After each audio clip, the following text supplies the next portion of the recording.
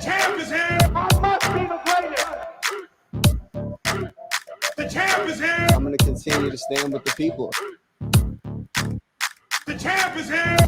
I will not lose. I'm a bad man. I took up the world. Yes, welcome. You could have been anywhere in the world, but you are here with we. My name is EJ, and I got my man. MH. Yes, he is the DB of the show, and we are Black in Sports, giving a voice to the culture that won't shut up and dribble. Here interviewing the best professionals in the game and in the boardroom, covering it all, laughing at it all, while providing a platform to be heard. So you know how we do. Just to get it started, we got to introduce our guest. So we want to welcome. She's a speaker, advocate, award-winning creator. All right, she's a crown holder, and as the 2022 Miss Wisconsin, she's also an NBA champ. So her current role with the Milwaukee Bucks is in partner strategy and management. Please, without further ado, please clap it up for Hollis Brown. Let's go. Woo, what the intro. I love it. Thank you. Absolutely. So, Ms. Brown, how we start the show is we do it with a shoot your shot moment. So it's real simple. You know, you just kind of go, give us a quick story of how you shot your shot. You could have won. You could have had to make you recover with a rebound and learn something from it. But anytime, you know, it could have been your younger days in your work career, but anytime you shot your shot. Ooh, I am a girl of the DMs. I will always slide into the DMs to get to know somebody, to get to know their story, get to know how they got to where they are. And actually a few years ago, when I had a podcast called Outnumbered, all of my outbound research and information was all through the DMs. Sometimes people responded. Sometimes they didn't. The people that didn't respond, I know who you are. I kept mental tabs, but if you did respond, forever grateful for those people because now they are a part of my tribe. So you got to always slide in the DMs. It's not just for dating. It's for a career too. Let's go. I like it. Where does your love for sports start? Ooh, so I am not the typical work and sports person. So I always like to say I am an only child on my dad's side, but then I do have a brother on my mom's side. But I'm pretty sure my dad wanted a son because he would always take me to football games and basketball games. And I was not cheering for a specific team. I was just there for the vibes. I was like, this is fun. This is cool. But overall, just enjoyed having that time with my dad. And then once I got to college, I attended Virginia Tech. And so while we were always going to the different football or basketball games, especially football, because it is a very big football school being D1. But while everybody was watching the game, I was always watching the people on the sideline trying to figure out, okay, that actually looks like a really fun job. How do I get to do what they're doing? And the more I got ingrained in this industry, I grew a love for sports in the sense of what it stands for. I really enjoy getting people excited. There's nothing like sports where different people of backgrounds, different ethnicities, different races can all come together and just cheer for their favorite team. And I really saw it when I was working for the Milwaukee Bucks when we won the championship. And you just look at strangers and you're just screaming and hugging each other and crying. And you don't even know that person. You'll probably never see them again. But you all are excited for this one common goal. And so for me, I just love creating experiences for people, whether it's small groups that never have the opportunity to come to a game, or whether it's families that want to come and spend more time together, or even whether it's businesses that are coming out for whatever specific reason that they have. So I thoroughly enjoy creating the experience of sports. And then from there, my love of watching a team has grown. There you go. So were you born in North Carolina, or did I just make that up somewhere? Oh, it's okay. I get that a lot. I've been all over. So born and raised in Savannah, Georgia. And then I was there all the way up until 18. And from there, I ended up going to Blacksburg, Virginia to go to Virginia Tech. After graduation, I lived in Atlanta for a little bit. I lived in Charlotte for a little bit. I was in Gainesville, Florida for a little bit. And now I'm in Milwaukee. So I've been honestly everywhere. Image knows a little bit about that travel. So give me a little bit. So I know the other cities, right? So how is living in Milwaukee? And we'll get to the job aspect of it in the next segment. But how is it living in Milwaukee? Yeah, it is different. So being and different in a sense of when I was applying for jobs, so before I got to Milwaukee Bucks, I worked for ESPN and I was in Charlotte, and I would just pray to God after the pandemic that I wanted something new. I wanted a new environment. I wanted a new city. I just needed something different. I didn't know it was going to be Milwaukee, but he gave me something new and something different. And so we came up to Milwaukee. It snows here, so the Southern girl in me does not like that too much. But outside of that, the summers are gorgeous. Like, we're right on the water. We're right by the Great Lakes. There's so much to do. You can get on the boat. There's rivers that go through the city. Like, it is an absolutely beautiful city.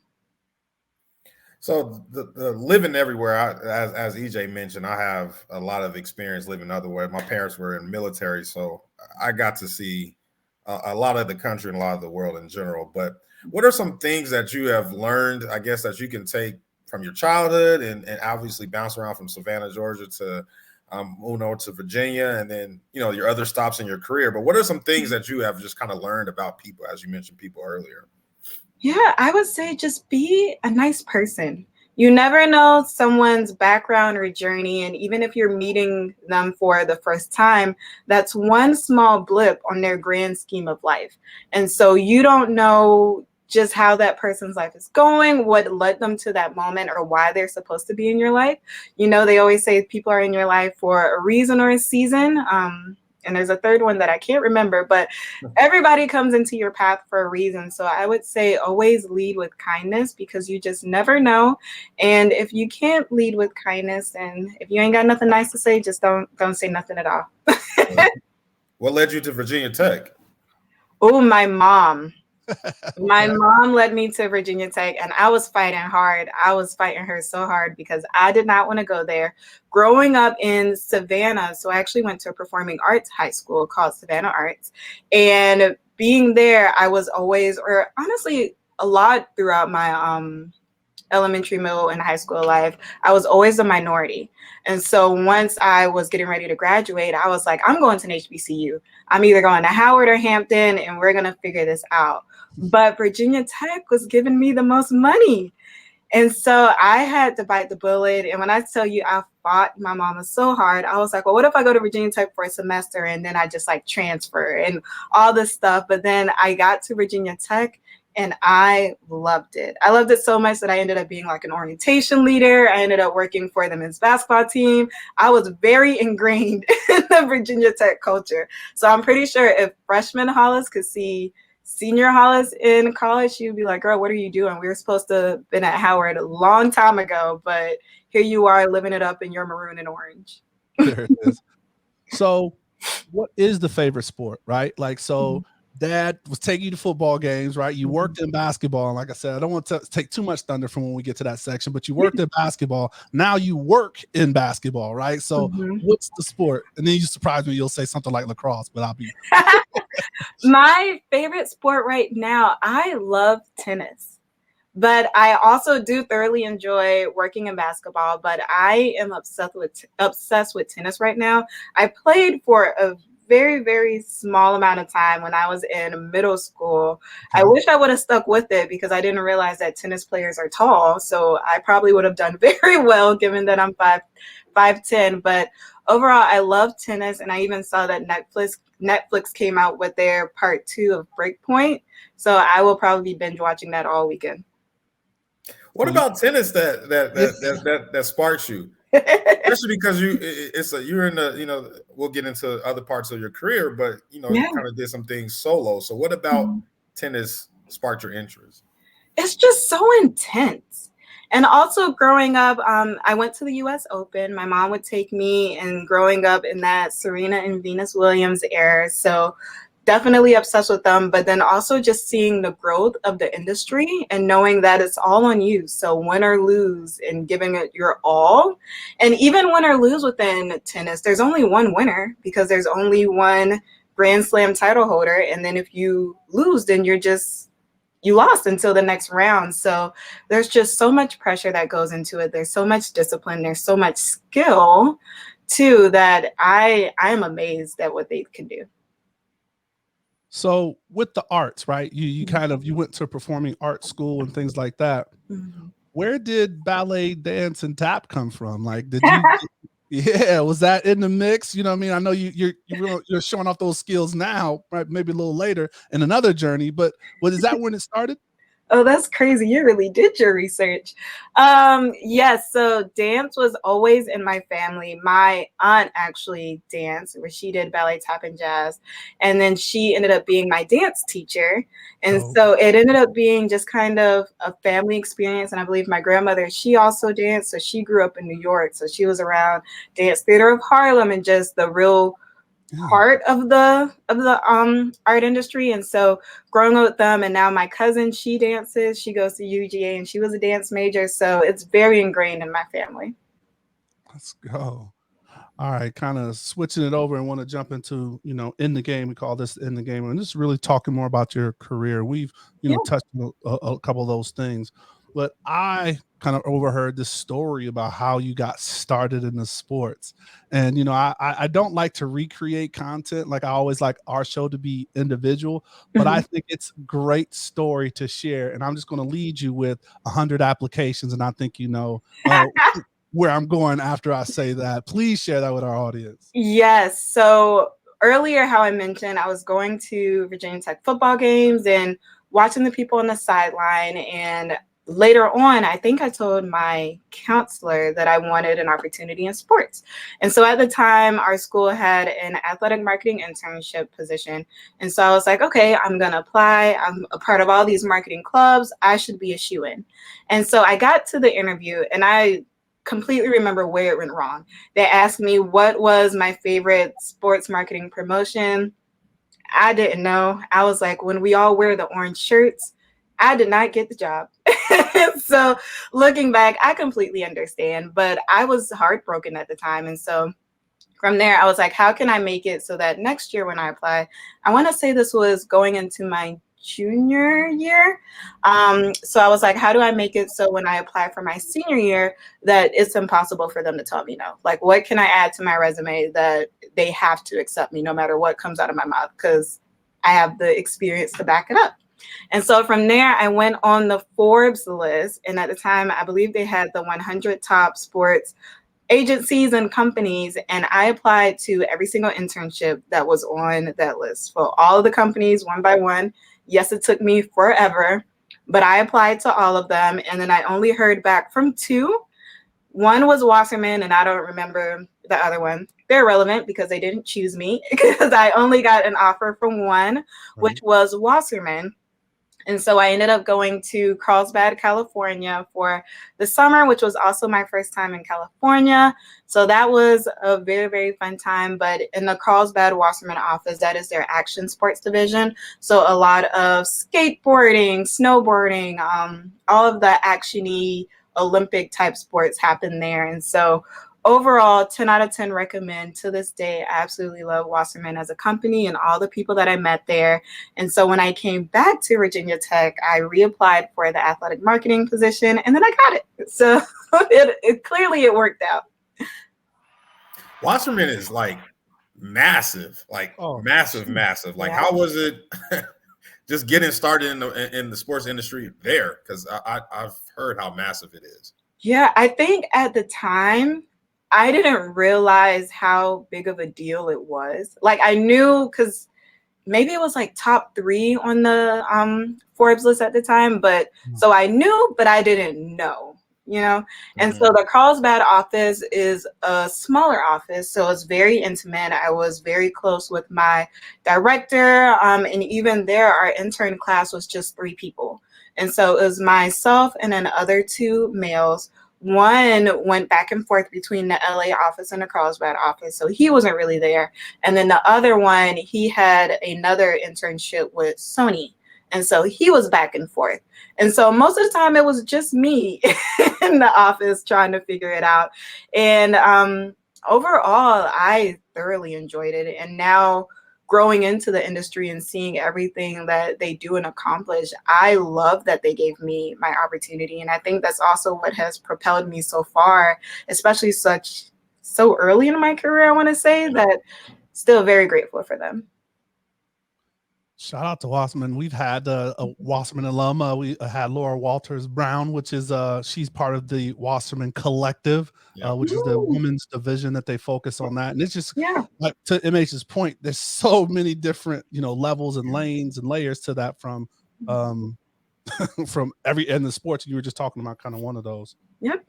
So from that, and you talk about like looking at a list and working for a company that was, in the top 5, right? Then you go over to ESPN, right? Like, so tell us that transition and how that happened. So that story is also funny. Again, it was my mom.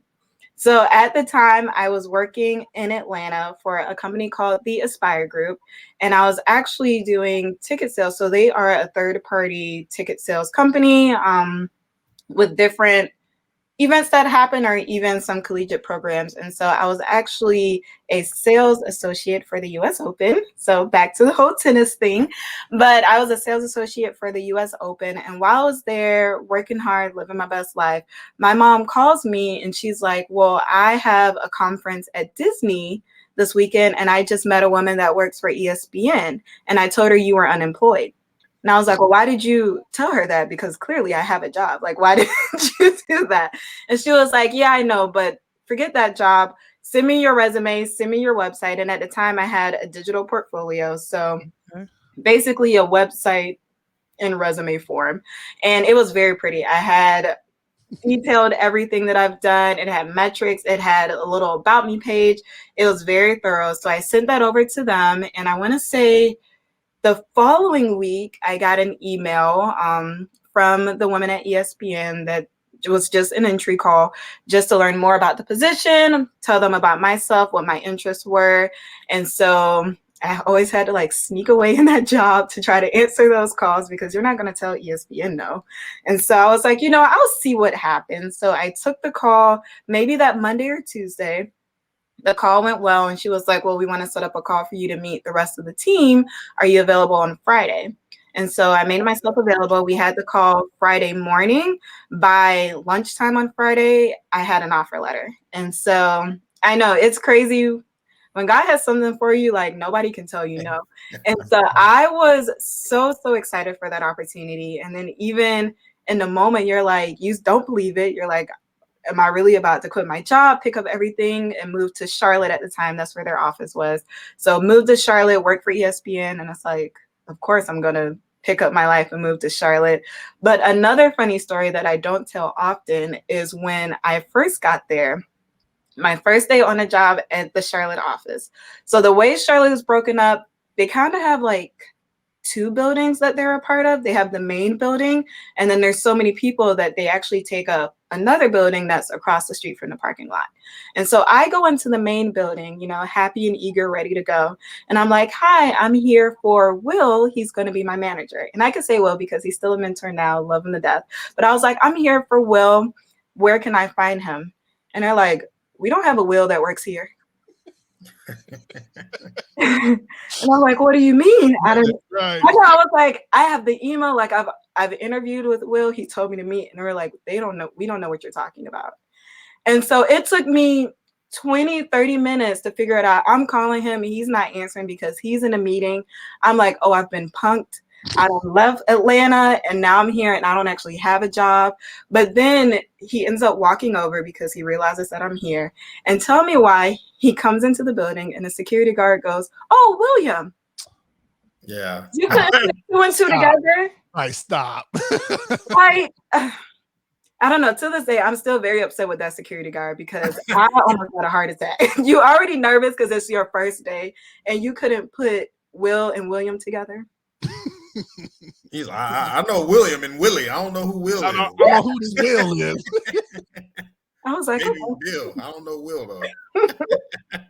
That's funny. So one of the opportunities that you had at ESPN was I got to get my college football in. Was the college football awards. And I know you were probably at the peak of some of these stars that we see nowadays on the NFL. Like, what are some things that you remember from that, and working with their families at such a momentous time? Like, what was your memory of that?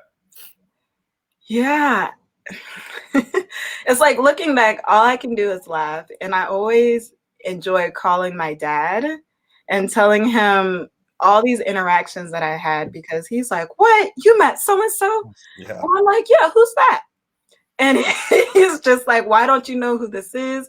They got an award. And I was like, oh, good for them. Like, I love that. They did so great. And he's like, okay, we're done talking, because how did you even get in this position? But overall, I don't know. I think I just raised my hand to be a part of the college football awards, and just raising my hand for any opportunity and volunteering.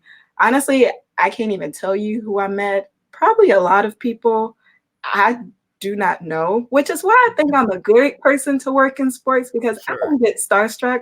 Because 9 times out of 10, I don't know who you are. But I'm super excited to meet you, and I wish you all the best. So I don't know. I know that probably wasn't the answer you were looking for. No. I mean, because honestly, that's probably to your point, it's probably why you're super good at your role. Mhm. And it probably puts them at ease too. Because I mean, I think they probably get tired of people, trying to take pictures and get starstruck. They just want to be treated like a normal individual. And so when they meet people that treat them just like an everyday person that they are, I think they appreciate that. So no, it was the answer that I was. Yeah. 100%. People are always going up to them and like, can I have a picture? Meanwhile, I'm like, do you like the Cheesecake Factory? And everybody's looking like, what is she asking me? Like, I think it's that NIL money now. They probably advanced past the Cheesecake Factory. I know, and I'm just like, well, talk to you later. But no, you hit Miles in his soft spot, man, because that's when we're out and we're doing certain things. Yeah. One of his things is we talk about is the adult kid fan, man. Like when these adults are pushing these little kids out the way to get pictures, and like we've seen, like I'm pretty sure you've seen it, like now, right? It's a bit much. So we definitely put a stamp on that's probably why, or one of the reasons, excuse me, not probably, but one of the reasons of many of why, this role kind of excels for you. Yeah, 100%. I've seen it all at this point. All right. So not to skip over anything in between, but now you get with the Bucks. So how does that transition happen, right? Like, I mean, you're on a roll at this point. So, so how did you get with the Bucks? Yeah. So in a sense, the pandemic was like a blessing and a curse for me in my career, because at the time, very early on in the pandemic, nobody knew what was going on.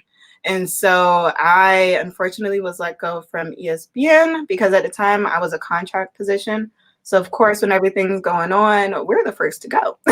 And so it wasn't that long. I think maybe a month into the pandemic, I was left to just kind of figure it out. And so for the whole beginning of the pandemic, at that time, everybody's scrambling. So you're just applying to everything. You want to conquer and just get your name out there. You just need a job. And I think maybe towards the end of that year, I forget what year it was, because at that time, the pandemic is kind of like a blur. I saw either it was a podcast or a post on Instagram where it was like, when you're applying to these jobs, get intentional about what you want. And so I was like, okay, instead of applying to everything, I know I want to work in corporate partnerships. How can I find jobs that align with corporate partnerships? And if they don't, then I'm not going to apply. So was that the greatest strategy? Probably not, because your girl needed money in the pandemic. But in the long run, it ended up working out. And so at the time, the NBA were doing the first year of their Future Sales Starts program. And so once I saw that, it's had a focus on sales and corporate partnerships. And so I was like, oh, this is it. Like, we're going to apply to this. We're going to make it all the way down. And so I want to say leading up to the application, I didn't even take my own advice. My own advice is just always apply whether you think you're qualified or not, because let them tell you no. Don't tell yourself no. But when I saw that opportunity, I was telling myself no. I was like, oh, you're not ready. You don't need to apply. They're going to pick somebody else. Why even waste your time? And so going back and forth, literally the last day of the application, I decided I'm going to apply. That same day, my computer dies and my charger dies. So I can't even charge my computer. And so the name I mentioned earlier, Kelly, who was co-host of our old podcast, I immediately called Kelly and I'm like, hey, I need your help. I need you to apply to this opportunity for me. So we're on FaceTime and I'm telling her like what to put in all the answers. I'm typing it up and she submits it probably 11:30. Of course, the deadline is midnight. So we get it submitted. And at that point, I'm like, you know what? It's in God's hands. Whatever happens, happens. And so we get it submitted. Later on in the week, I figure out that I made it to the next round. The next round was video interviews. And again, I'm so nervous because this is the NBA. I was like, they're going to have a bunch of people that are amazing. What am I going to do to set myself apart? Right. And so in the video interviews, usually, because, I've done a good number of video interviews. Usually they give you the video interview where you answer the question, you record yourself. And if you don't like it, you can scratch it, right? Yep, you can scratch it. The NBA did not do that with this application. And so in one of the interviews, I literally go, I don't even know why I said that. I want to start over. And I went to start it and end it, and it didn't end. It did not exit out. And so after that, I just got myself together, quickly answered the question. Once it was over, I was like, well, that's a wrap. You are not going to get chosen because that was just not a good answer at all. God willing, again, I was selected. So thankfully, maybe all my other answers were strong in helping me get to the end. But overall, I was able to become a part of that program. It was an absolutely amazing program. And what it did was, I want to say at the time, bi-weekly or maybe even monthly, we met with different NBA executives. They shared case studies with us. They shared tips and tricks. They went over resumes. They went over interviewing. They went over literally how to get a job with the NBA 101 is what it was. And so at the time, again, still very much unemployed. And so my mom was on me like, well, you need to start speaking up in these sessions because you need a job. You need to get it together. And so I'll never forget, it was the session right around Christmas where they gave us the task. You had to do an elevator pitch. So you had to pretend you were in the elevator with an executive, tell them what you want to do, how you want to go about it, and record yourself and submit it. And so out of the 30 people, I want to say were in our class, they were only going to show 5. And so again, in my head, I'm like, well, girl, you need a job. So whatever you do, you need to make sure that you are one of those 5 that gets played in this session. And thankfully enough, my video was one that got played. Looking back, I like to say I'm introverted. I'm an introverted extrovert, but I can be very bubbly and personable when I want to be. And so in my video, it was very much over the top. So I was like, I can see why I was selected because it had all of the energy, probably a lot of energy compared to some of the other videos. But from there, just so many people reached out to me and really enjoyed my energy. And so I was able to meet with a lot of different teams within the league, but the one that really stuck out to me was the Milwaukee Bucks. And every conversation that I had with them, they are amazing people on the court, in the front office, and even when they're interviewing. And one thing that I think is really funny is back when I said being intentional about that's not a word, intentional about the opportunity. Roll with it. About being intentional about the opportunities that I wanted. While I was talking to the Milwaukee Bucks, they were telling me that they wanted someone in a sales role. I did sales for the US Open and I was not trying to do any more sales. That was not for me. But I told them, I was like, yeah, I appreciate the opportunity and I want to come in and learn as much as I can. But I want you to know that my end goal is to get to corporate partnerships. So if you can help me get to corporate partnerships, then I'm 10 tones down for y'all. And some people might not agree. Looking back, I don't think you're supposed to tell an employer that's hiring for one position that you want another. But it worked out because as soon as I got there, they introduced me to Karita, who is the Senior VP of Partner Strategy and Management for the Milwaukee Bucks, also an African-American woman. She is absolutely amazing. And so being able to lay that foundation and learning the business, learning the sales, learning how the Bucks operate, and then when an opportunity opportunity did arise within the corporate partnerships team, I was able to raise my hand, interview, and accept the position. So sometimes you have to ask for it, and if the opportunity is for you, it will present itself. But if it's not, then it won't, because so many people, once they were telling me they were hiring for sales, and I was like, oh, I want to go into corporate partnerships, I never heard from them again. And I can understand that, because you are trying to fill this specific role, but what's for you is for you all the time. Yeah, shout out to the Bucks for that, and shout out to you for the honesty. I I could go either way. So, like, God is good. So I was like, the worst they can tell me is no. Yeah, I'm not afraid of no's. that's interesting. The corporate partnership world, and EJ knows this world. EJ knows I ask him, essay questions about this. I don't know, at least once or twice a month about just that world.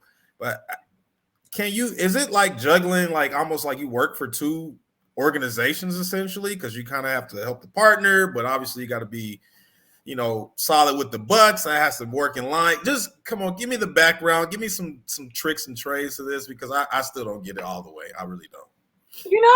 In a sense, I like it because, how I mentioned earlier, I don't know too many metrics about sports. Like, I can't tell you how many triple doubles Giannis had all season. I'm not that girl for you. Well, Giannis gets triple doubles though, so that's true. Yeah, that's true. I know those, but I do thoroughly enjoy seeing outside brands and things that I'm passionate about, and seeing how I can integrate them with the Bucks, or whether it's just different industries overall. And for example, one of our partners is SC Johnson, and they're really big on sustainability and have really been challenging us to figure out how we can become more sustainable within the Milwaukee Bucks practice. And so I think it allows me to be creative. So from Virginia Tech, I had a marketing degree, and I always tried to figure out how I was going to use that. And I think corporate partnerships is the best way, because you get the creative side, you get the events planning side, you get the social media side. You are basically doing everything, and a lot of account management as well. And there's some sales in there, so I guess I still use that skill too. Definitely part of it. So was Paul in there in the sales department when you? Yes, he was my first call with the Bucks. He That's honestly, awesome. he is the reason I am here. Yeah, he's the reason a lot of people out. He's a good people. He's definitely good people, and works with the BSP out there. So shout out to Paul always. Yeah. All right, so now on this roller coaster of success in the job career, right? And then it's just out of nowhere, it's like, she's your queen to be a queen to, right? So like, so it's Black in Sports. So this is like monumental for us right now, right? Like, so you're killing it in the work path, but as we said in the opening, Miss Milwaukee 2020 was, I'm sorry, not Milwaukee, it's Wisconsin, excuse me, but 2022, right? Mm-hmm. And I mean, that is like amazing, right? So you're killing it at work, and then you're like, yo, I'm gonna go fulfill this passion. So talk to us about that. You're the first pageant person that we've had on the show. We've had sports, what's the bodybuilding and fitness competition, but the first true pageant person. So many questions. Yes. So just tell us how you got started. We're going to hit you with so many questions about this, because this is awesome. Yes, thank you. I got started when I was in college, and you can see behind me, I have my wall of sashes here, but I got started when I was in college. My sophomore year, I competed for Miss Black and Gold for Alpha Phi Alpha Fraternity Incorporated. And who knew that opportunity would honestly change my life? And so from there, I ended up winning that pageant. And then fast forward, I didn't compete in a pageant again until I graduated, where I later became Miss Black Virginia USA. And then just watching pageants and kind of becoming a little obsessed with it. I absolutely love pageantry, but I think I was watching Miss USA one year, and I texted one of my really good friends. His name is Darius, and he was also over the Miss Black and Gold pageant when I did it. And I was like, I think that's what I want to do next. I think I want to become or compete at Miss USA. How do we get there? And he's like, okay, well, sleep on it. Let me call some people. let's talk it through. Let's figure it out. We'll talk about it later. And I was like, okay. And as soon as we got off of the phone, I emailed the people and was like, hey, I want to sign up. So I am very impulsive once my mind is made up. And I was like, we'll figure the rest out later. But it has been, I want to say maybe a 3-4 year, just very much evolving journey of growth and personal development. And I think overall, when you think about pageantry, you see the gowns, you see us in a swimsuit, you see the glitz and glamour. And I love that, because where else do you get to wear a gown? But on the flip side of that, there's just so much discipline that goes into pageantry. You're working on yourself. Like when you think about pageants, you are the product.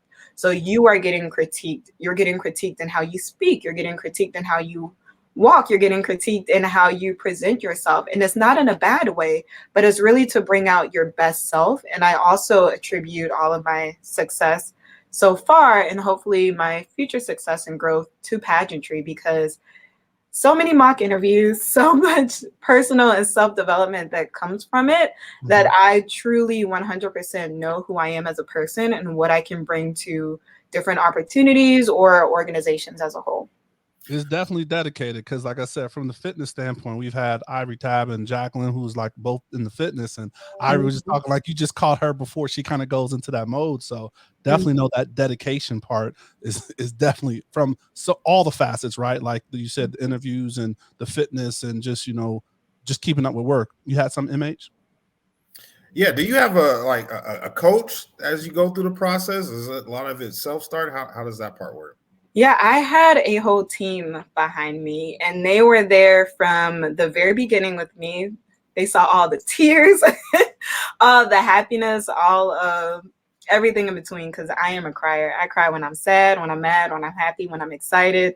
I could see a puppy and start crying. So I am very much emotional. But overall, this woman named Christina, she was my interview coach, absolutely amazing in working with me.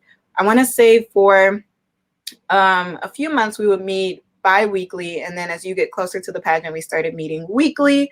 So having that going on, and then I also had a trainer. I work with this woman called Morgan.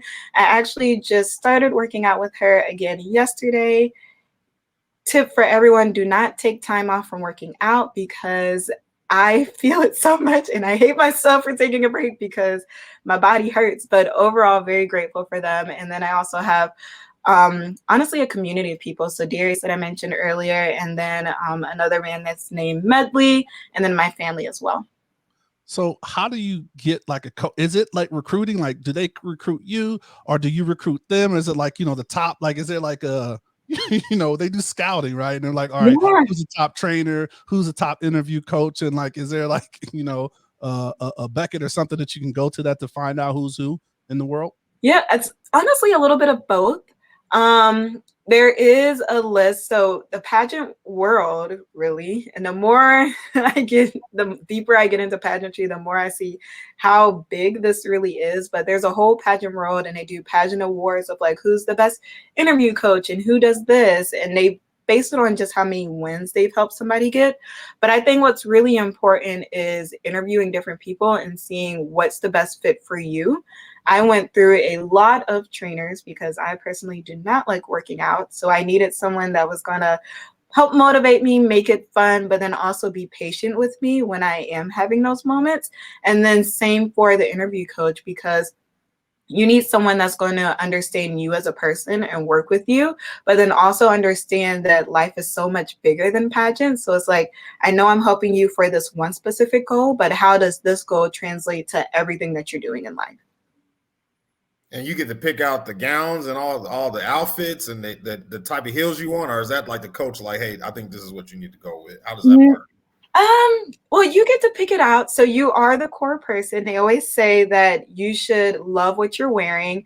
And then, of course, the coaches come in and are like, oh, well, maybe let's tweak this, or what do you think about this? But at the end of the day, it is your decision. But they are there to offer advice, especially if it's going to help and give like a second opinion.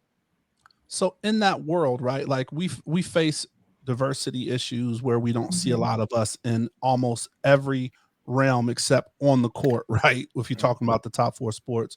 So do you see that in the pageant world from a contestant perspective, and then also these coaches and these trainers that you're working with? Do you see that a lot, or is it better, or what state are we in, I guess I should say? Yeah, we still have a very long way to go within diversity and inclusion within the pageant world, and from all aspects of it. So from a contestant standpoint, if you just look at all of the title holders, especially for Miss USA, I want to say this might be a good year, but still it doesn't really even out or doesn't represent the community that we have within the USA as a whole. And so I would say that's definitely something that we can work on. And then also Deshauna Barber, who is a former Miss USA, and I don't want to misspeak and get her year wrong, but she actually just came out with a podcast. And one of the episodes is what she learned as being Miss USA. And I want to say she was Miss USA either 2019, 2020. I should know this. Don't quote me. I'm sorry. But she mentioned how she wasn't the first African-American woman to win Miss USA, but she was the first dark-skinned woman to win Miss USA outside of Kenya Moore, which was back in the early 90s, late 80s. And what was Vanessa Williams was something, right? Like that's the She whole was thing, Miss right? America. So that's the the whole difference. thing, learning the different pageant Yes. levels, right? Like, So there's it's almost different like boxing. we don't know all the different belt holders. I know, I get that question too, but yep, that was Miss America. And so within Miss USA, according to Deshauna Barber, there were only 2 dark-skinned African-American women that have won, and that was Kenya Moore and her. And she goes through how much colorism that she faced being the winner and how many people were upset that she won and didn't feel that she deserved to win simply by the complexion of her skin. And I'm not going to say race because we've had some other African-American win, but the complexion and how rich and deep her skin tone was. And I think that is a problem because especially in something that preaches women empowerment and all these positive things, there are elements, but you can't pick and choose where you're empowering women. You're either all in or you're not. So I don't know. I think there's just a lot more room to grow within the industry. And then even as far as sponsors, where you always see even actors or models talk about it too, how they have hairstylists or makeup artists on set, but they only know how to do one shade. They don't know how to do the shade of everybody. And it's like, well, how are you going to be a sponsor for this winner and you're not sure how to do their hair or you're not sure how to, really assess them. And so another example, Sabrina, she was a Miss Massachusetts USA. She had a sponsor that did not know how to handle kinky curly hair. And so she had her sponsor come with her to her personal stylist and learn how to do her hair, because for your year, you have to work with the sponsors. You can't, you can use your personal people, but you can't really talk about it because the sponsors are paying to help you prepare for that next level. And so she took the sponsor to her personal stylist so that way they would know how to handle and how to, work with her hair and love on her hair. So I think it goes into educating people as well, that there's not just one type of winner. There's not just one type of woman. Pageantry isn't one size fits all, and just being a little more inclusive as well. And I mean, just recently, like there was that where, and I'm going to get them wrong. That's what I do on the show, but where we had, a Black woman in all of the 3 levels, right? Like Miss America Teen, whatever those categories are. And I apologize for butchering them, but that was just recent, right? Like that was in the last, 5 years, 3 years, something like that. It was, and it was actually, it was Miss Teen USA. It was Miss Teen USA, Miss America, Miss Universe, and Miss World were actually all African-American women. Let's go. Come on, pageant fact. All right. I'll put a little something out there for you a little bit. All right. Having too much fun here. We're probably going to pull some more of these questions around this once we get to the winner's circle. But MH, I'm going to turn over to you for some of these quick hits, man. I'll just kind of quick get to know you questions. I'm sure you're going to breeze through these pretty quick. But first time if ever you've been starstruck? Ooh. I sat next to Big Sean on an airplane, so that was probably the first time. Top 3 movies? Ooh, no, this is like my favorite movie. Why am I forgetting? Men in Black. Love Men in Black. Hercules is probably up there. And I don't know. I'm trying to think, what movie do I watch all the time? Something with music in it. I'm really big on musicals. Somewhere I can sing. Okay. Will you be a comedy or like a horror movie if you had to pick one of the two? Oh, comedy. I do not like being scared. Favorite place that you traveled to and the top food there? Ooh. I would say last summer I went to Mexico with Miss USA. Actually, all the contestants were flown out to Mexico, and that's when I had ceviche for the first time. 10 out of 10. 10 out of That 10. had to be the freshest, like livest ceviche ever. It was so good. Okay, strangest, if you can share. I'm interested in the questions that they ask on stage. So strangest on stage question, maybe two that you got during your competition. Ooh. I would say it's not a strange question. I just didn't like the way I answered it. But one was, if you can be on the cover of any magazine, what would it be? And I said Vogue because at the time, The Devil Wears Prada, I loved the movie. But I really want to be in the Forbes 30 under 30. So I should have said Forbes. I don't know why that didn't come out of my mouth. So it wasn't weird, but just thinking back, I answered it very weird. It was not on brand. Miss USA inspirations. If you were to have like a top three of past winners or contestants with you, who would the top be three? Who would that kind of Mount Rushmore be for you? Yeah, so absolutely number one would be Chesley. May she rest in peace. Absolutely loved her. I watched all of her interviews, studied her. She was definitely a role model within the pageant scene and even outside of the pageant scene. And then a few others that I absolutely adore would be Deshauna Barber that I mentioned earlier. And then I also really, trying to think who would be my third. We have some good ones. I'm going to say Kenya Moore just because I really love Atlanta Housewives and she kills it every time. Winning Miss USA or Miss Wisconsin or winning the NBA championship. Oh, which one is higher on the shelf? Why would you do that? Ooh. First thing to come to your head. I'm going to say the championship. That was lit. There you go. Oh, good, brother.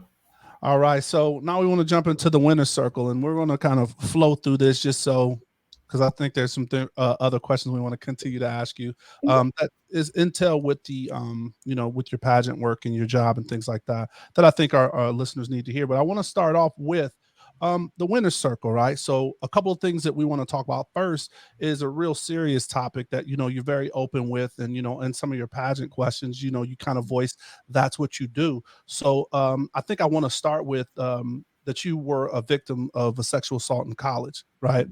And then through that challenge, that trauma, you've actually, started one organization, or, you kind of created the Grow and Glow organization. Mm-hmm. And then, we're going to kind of go into that next. So just tell us about like how you overcome that, or just, to go through that kind of trauma and that challenge to be, the shining star that you are today, and then also advocating for women today.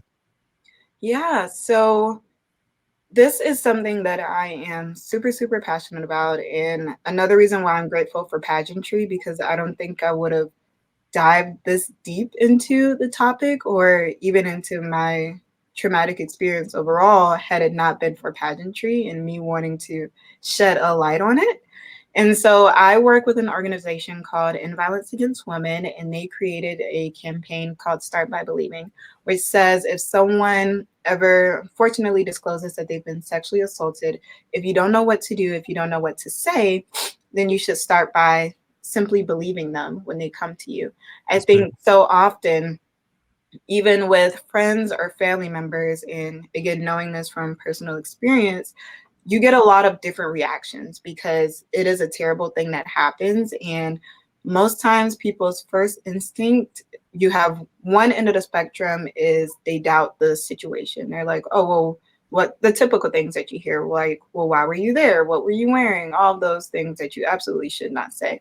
But then on the other end of the spectrum, you have the people that just want to protect you, and they want to do everything in their power to make it better, to fix the problem. And in that instance, I think you're not listening to the survivor. And so for me, so many people were like, oh, well, you should go to the police or you should do all these things.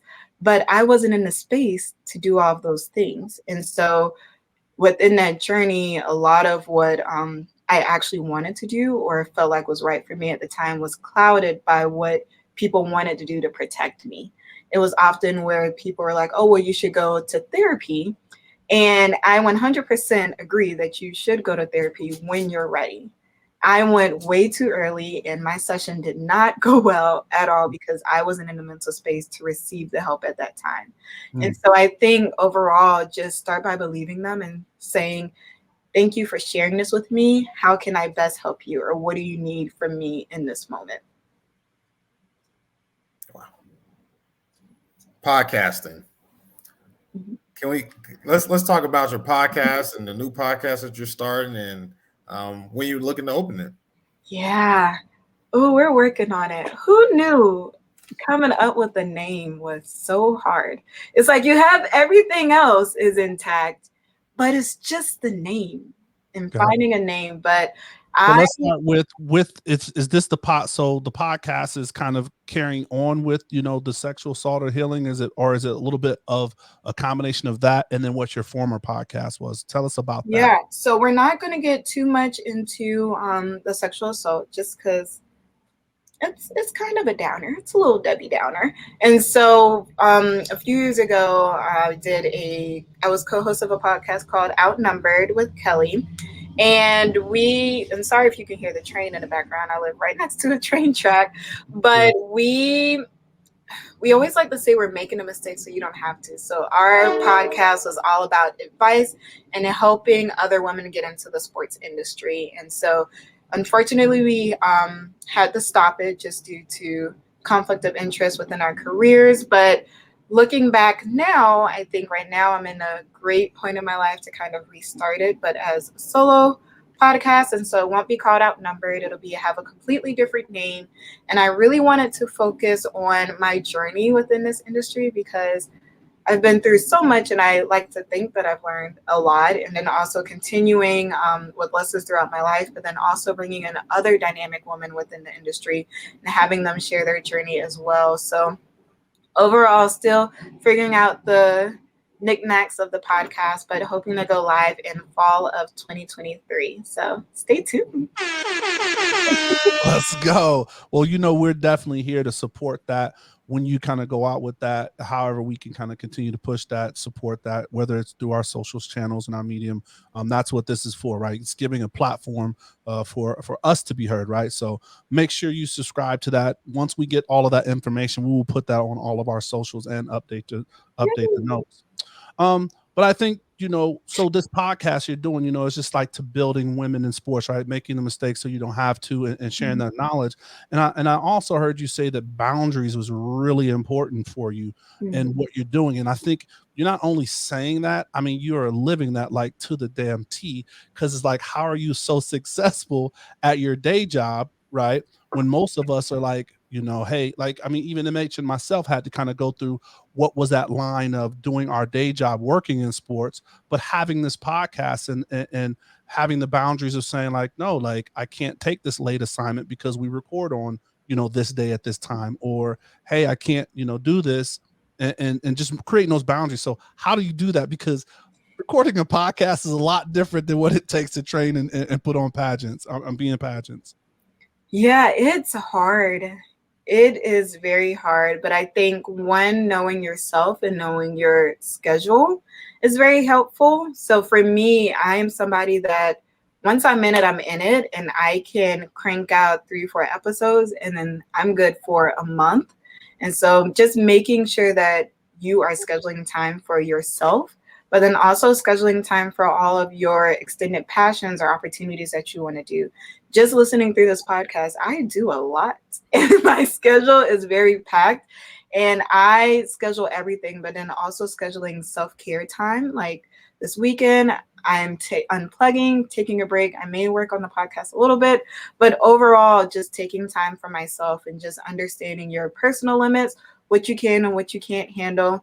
Maybe sometimes you do need to work a little later and then the podcast has to happen a little later, but does that mean the next day, maybe you take that day for yourself? And so making sure that you have that balance, and then you also have outlets. Maybe balance for you is just sitting and watching television, or maybe it's going to a yoga class. So making sure you schedule that time is how honestly I stay sane. Yeah, it's so tough to do in this kind of world. I feel like we're always doing something. We're just overly busy. Do you find podcasting as a sense of therapy in a way? I know you're helping others, but does it help you too?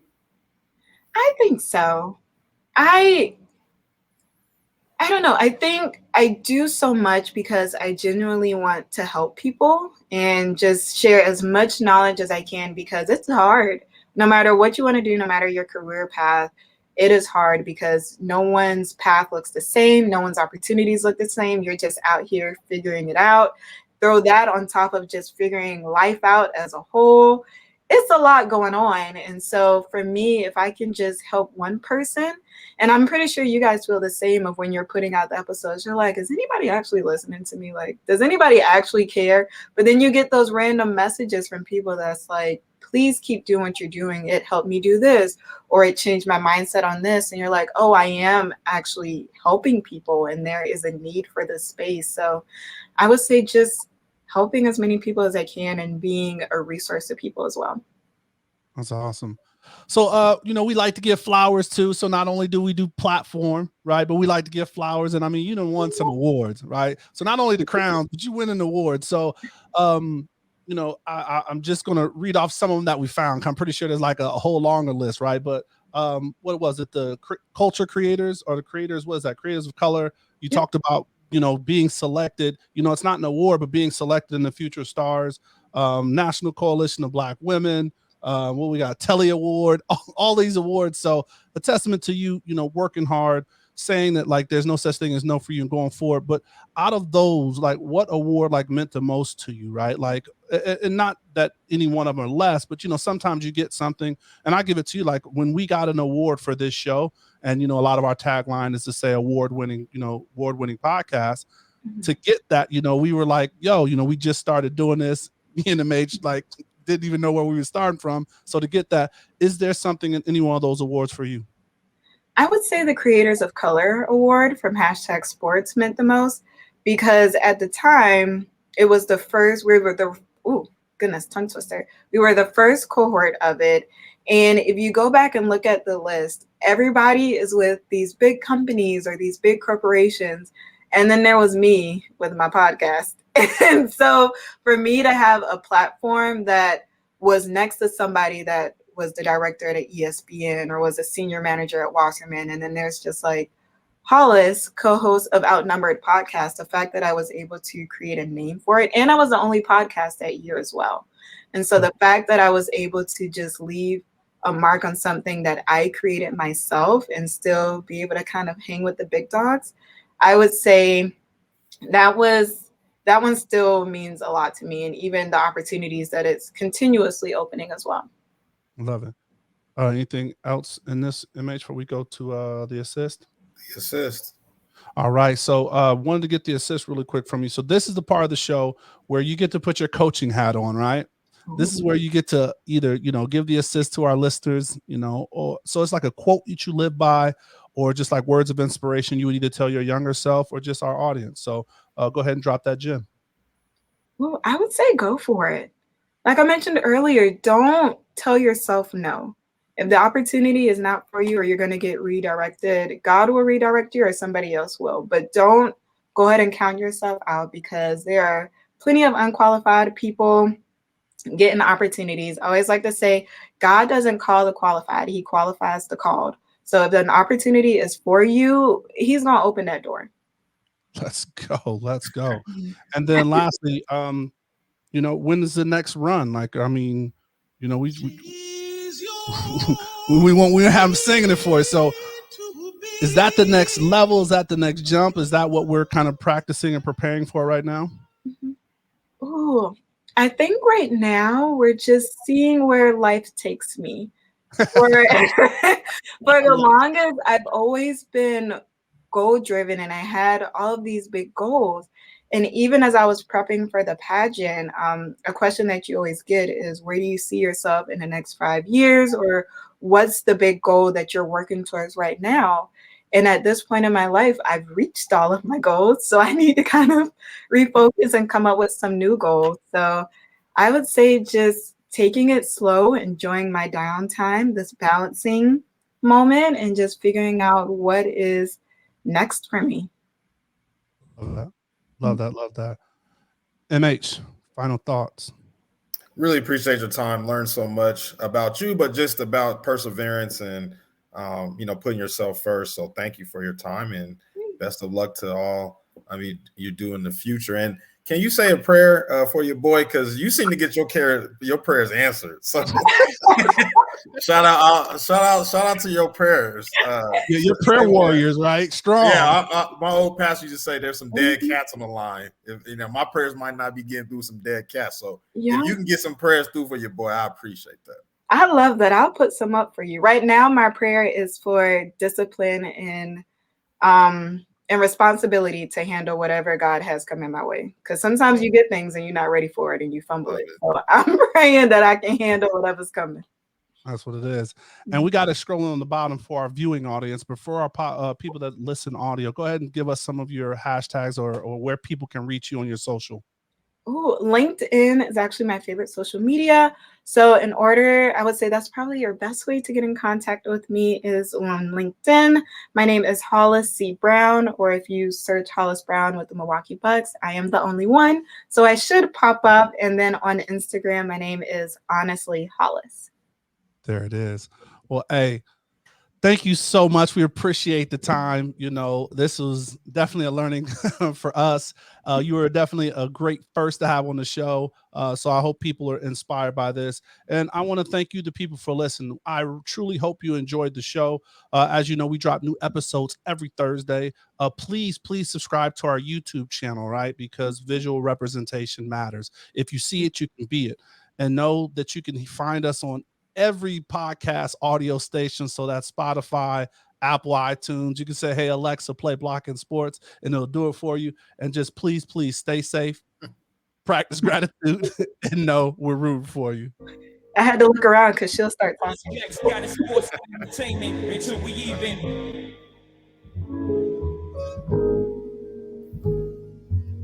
Assuming I'm rooting for everybody that's black. Yeah. Yeah. Assuming I'm rooting for everybody that's black. Look. Assuming I'm rooting for everybody that's black. Spent about 2 racks on handmade new rags. Assuming I'm rooting for everybody that's black. That's everybody from sports to college class to rap and back.